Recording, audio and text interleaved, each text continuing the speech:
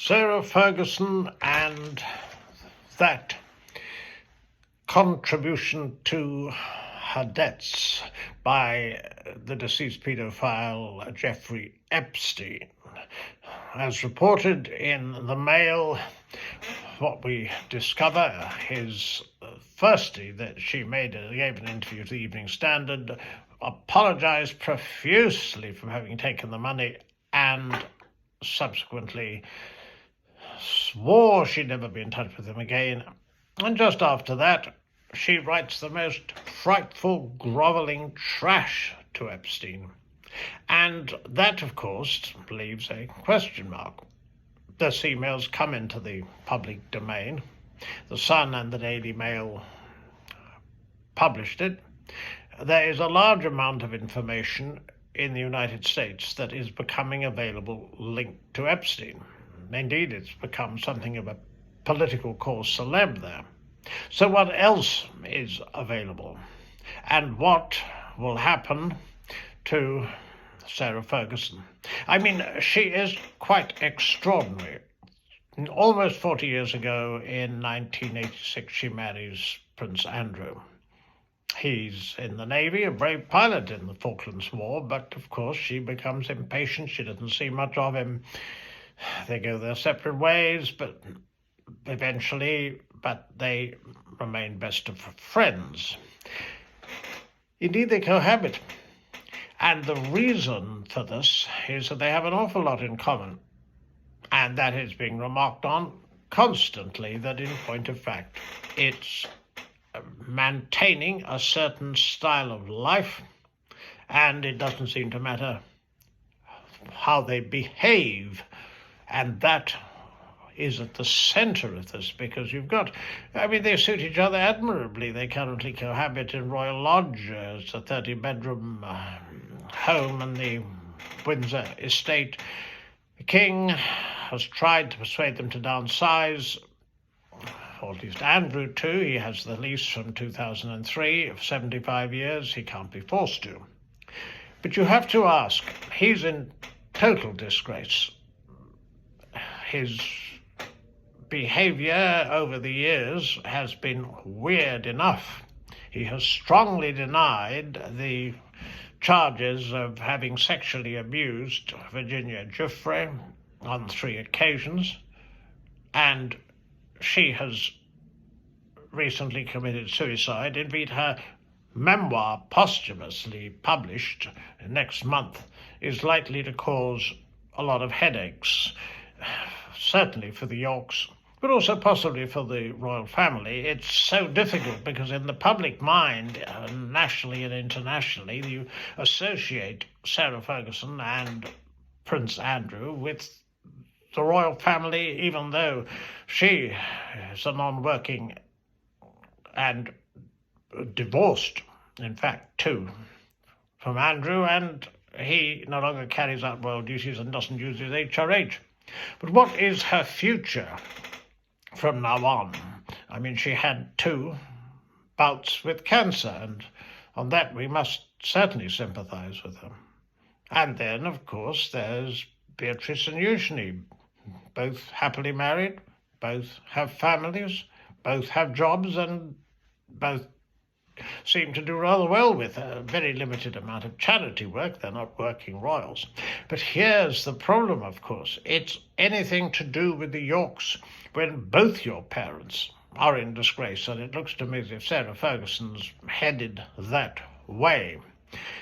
7 charities have cut links with her, and that really means she's going to be pretty untouchable in the future unless she's very, very lucky with her publisher. I say this because she's had an extraordinary ability to bounce back. She's the redhead who was the breath of fresh air, and who the Queen's former private secretary, Sir Martin Charteris, said was vulgar, vulgar, vulgar. And that's the debts she's had over so many years. Certainly in the 1990s, some of them were paid off for her. And then subsequently, debts that got a contribution from Jeffrey Epstein. Also, there was the issue of the fake shake in 2010. She offered access to Prince Andrew for £500,000. It's absolutely grotesque. It would have cost many people their jobs.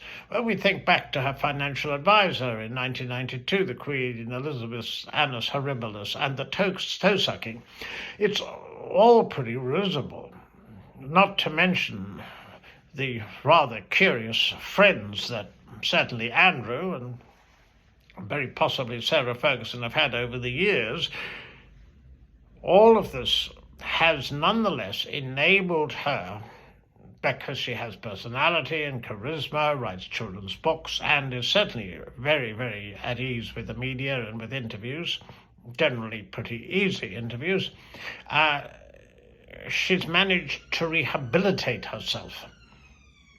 I mean, after she and Andrew divorced, and after the toe-sucking episode, there was no doubt the bets were off that she'd ever attend royal events again. Prince Philip couldn't stand her. He wouldn't be in the same room, reportedly, with her. But things did ease, and King Charles asked her for the Royal Christmas, where she was photographed outside St. Mary Magdalene's Church in December 2023. The Yorks didn't go in the last year, but also the last couple of Easter services with the royal family. So she was rehabilitating herself very gradually, despite behaviour that, many people, their jobs wouldn't have survived if they'd behaved as she had. It's been absolutely outrageous, but it has meant the connivance of a huge amount of the media, because she appears likeable, because there's something popular about her, because she has a sort of British habit of never being knocked down, and she'd always bounce back again. It's outrageous, from interviews on Oprah to doing a variety of charitable activities. She has indeed done this.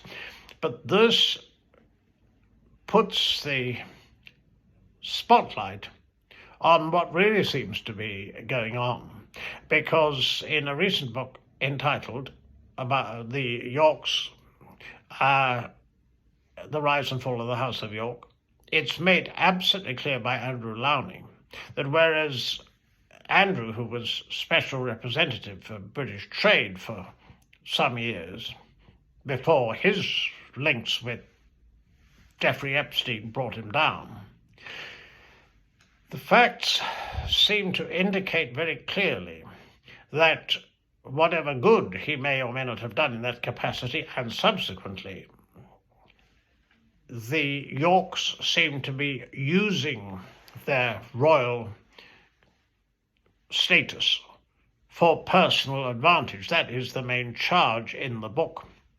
That being the case, and given that King Charles was obviously sympathetic to her health issues, but with this publicity, I think it's impossible to see her at anything other than a royal funeral, for example, which is broadly what Andrew is reduced to now.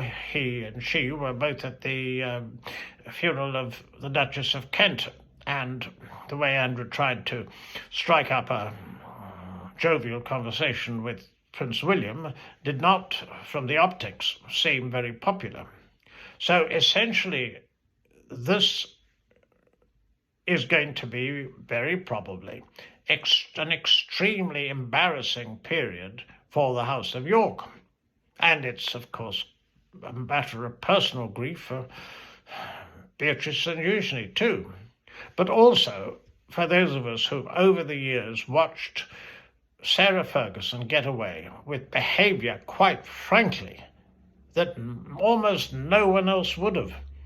And at the end of it, if you want to summarise it, it seems to me pure greed.